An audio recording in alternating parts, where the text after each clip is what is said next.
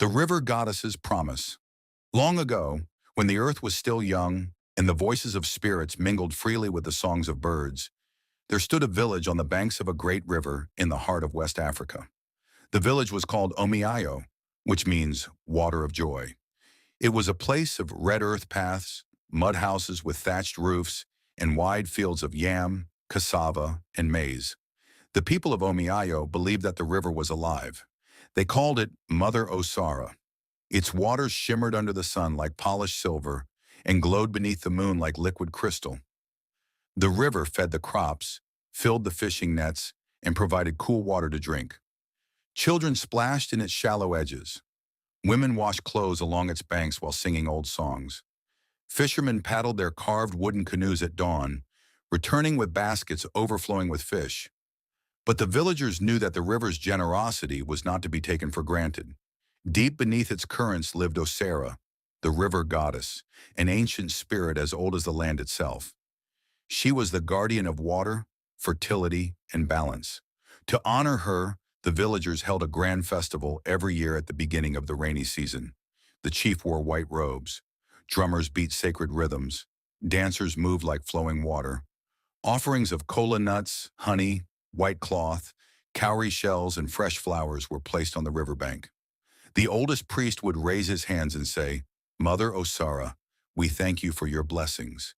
May your waters never run dry." And for generations, the river answered with abundance. Among the villagers lived a fisherman named Kofi. Kofi was neither wealthy nor powerful. He owned a small canoe, a simple fishing net, and a modest hut near the edge of the village. But he possessed a good heart. He lived with his wife Adwoa, whose laughter was as warm as the morning sun, and their young daughter Amma, who loved to chase butterflies and listen to her father's stories. Kofi was known throughout Omiayo for his kindness. Whenever he caught more fish than his family needed, he shared them with widows and elders. When a neighbor's canoe cracked, Kofi repaired it without asking for payment. Though he had little, he gave freely. Kofi may be poor, people often said, but his heart is richer than gold. Kofi dreamed of building a stronger house for his family, one with a roof that would not leak during storms and walls that could withstand the heavy rains. But he never complained. He trusted that hard work and patience would one day reward him. Then came the year the sky forgot to rain. At first, the villagers were not alarmed. A late rainy season was not unusual, but days turned into weeks. The clouds disappeared. The sun blazed relentlessly. Cracks spread across the fields like spider webs. Crops wilted. Goats bleated weakly. Dust filled the air. Worst of all, Mother Osara began to shrink. The once mighty river narrowed into a sluggish ribbon of muddy water. Fish disappeared. Canoes sat useless on the dry bank. Hunger crept into every home. Children cried through the night. Farmers stared helplessly at their dying crops. Even the chief's granary began to empty. Fear spread across Omiayo. The villagers gathered beneath the great Iroko tree to seek answers. Some blamed the chief. Others accused neighboring villages of angering the spirits. At last, Mama Essie, the oldest woman in the village, rose slowly to her feet. Her hair was white as cotton, and her eyes held the wisdom of many seasons. "The river is speaking," she said, "but we have forgotten how to listen." That night, unable to sleep, Kofi walked to the riverbank. The moon hung full and bright over the water. Kofi knelt on the dry mud. "Great Mother Osara," he whispered, "my people are suffering. My daughter is hungry. If there is anything I can do, please show me." For a moment, there was only silence. Then the water began to glow. A silver mist rose from the river, swirling like smoke. From it emerged a woman of breathtaking beauty. Her skin shone like moonlit water. Her long hair flowed around her like a current. Pearls and cowrie shells adorned her body, and her eyes were deep and ancient. Kofi bowed until his forehead touched the earth. "Rise, faithful one," she said. Her voice sounded like rippling water over smooth stones. "I am Osara." Kofi trembled. "Mother of the river," he said, "save my people." Osara gazed at him. "Your heart is generous, Kofi. I have watched you share your catch and care for those in need. Because of your kindness, I will help your village." She lifted her hand, and a golden fishing net appeared, gleaming softly in the moonlight. This net is enchanted, she said. Cast it once each dawn, and it will provide all the fish your village needs. Kofi's eyes filled with tears. Thank you, great mother. Osara's expression grew serious. But you must make me a promise.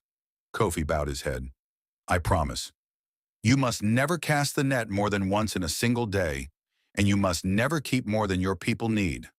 The river is a gift to be respected, not a treasure to be exploited. Break your promise, and my blessing will become your burden. Kofi placed his hand over his heart. On the lives of my wife and daughter, I will obey. Osara smiled. Then go in peace.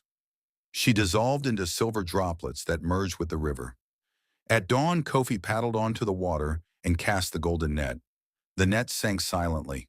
When he pulled it back, it was so heavy that he nearly lost his grip. Inside were dozens of enormous fish, their scales flashing like silver. Kofi laughed aloud with joy. He distributed the fish to every family in Omiayo. For the first time in many weeks, cooking fires burned brightly, and the smell of roasted fish filled the air. The villagers praised Kofi. Each dawn he cast the net once, exactly as Osara commanded. The people had enough to eat. The week grew stronger. Hope returned. Soon, neighboring villages came to trade yams, cloth, and pottery for Kofi's fish. Kofi remained humble. This blessing belongs to Mother Osara, he always said. As months passed, Kofi earned enough to repair his roof and buy new clothes for Amma. Yet he continued to live simply and share generously. But not everyone rejoiced in Kofi's success. A wealthy trader named Mensa watched with growing envy. Mensa had more goats, land, and gold than anyone in Omiayo, but his heart was never satisfied.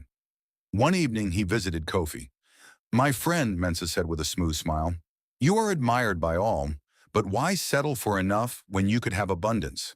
Kofi frowned. The river gives what we need. Mensa leaned closer.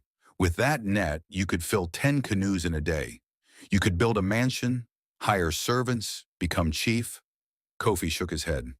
I gave my word. Mensa laughed softly. Surely one extra cast would do no harm. Though Kofi dismissed him, the trader's words lodged in his mind like a thorn. That night, rain dripped through the patched roof onto the floor. Amma coughed in her sleep. Kofi stared into the darkness. One extra cast, he thought. I could secure my family's future forever. For days he struggled with temptation. Finally, one morning, after making his usual cast, he hesitated. The canoe rocked gently. The river was calm. No one will know, he whispered. He cast the golden net a second time. At once the sky darkened. Wind roared across the water. The river churned violently. When Kofi pulled the net, it was filled not with fish, but with writhing black eels whose eyes glowed red. They hissed and twisted around his arms. Lightning split the sky. A towering wave lifted the canoe. Osara appeared above the storm, her face sorrowful. Kofi, she said, her voice echoing like thunder, you broke your promise. Kofi dropped to his knees. Forgive me, great mother. Osara's eyes shimmered with sadness. You sought security, but forgot trust. The river provides enough for those who honor balance. She raised her hand. The golden net dissolved into sparkling water. The storm ceased. Kofi drifted back to shore, empty-handed and ashamed. The villagers gathered as he confessed everything. Many were angry, some wept, but Mama Isi spoke. A broken promise can teach a stronger lesson than an untested vow. Kofi bowed his head. I have failed you all. The following days were difficult. Without the magic net, the village feared hunger would return. Kofi spent his time helping others, repairing boats, and gathering what little fish he could with his ordinary net. Each evening he returned to the river to pray. For 7 days and 7 nights he fasted. On the 7th night, the moon reflected brightly on the water. Osara rose once more. Kofi knelt. I do not ask for riches, he said, only for your forgiveness and for the survival of my people. Osara studied him in silence. At last she spoke. You cannot recover the golden net. Some gifts once lost do not return. Kofi lowered his head. But sincere repentance has power, she continued. I will make a new promise. She touched the river with her hand. Thunder rumbled gently. Clouds gathered across the sky. Rain will return. Fish will flourish again. But your people must remember that every blessing carries responsibility. Kofi pressed his forehead to the earth. We will remember. The rains came that very night. Water poured from the heavens, soaking the fields and filling the riverbanks. Children danced in the storm. Farmers laughed with relief. Within weeks, the fields were green again. Fish returned to Mother Osara. The village prospered, not through magic, but through gratitude, discipline, and respect for nature. Kofi never became wealthy, yet he gained something greater than wealth, wisdom. He taught Amma the story of the river goddess's promise. Take only what you need, he told her. Keep your promises and honor the gifts of the earth. Years passed.